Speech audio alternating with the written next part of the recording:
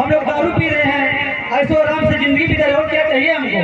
तो इस समाज गड़बड़ चला जाता ये कैसे चलेगा? अरे शाम को दारू पियेंगे फिर चलाएंगे अपने समाज छोड़, क्या करेंगे? क्या कोई कमी है मेरे समाज में क्या?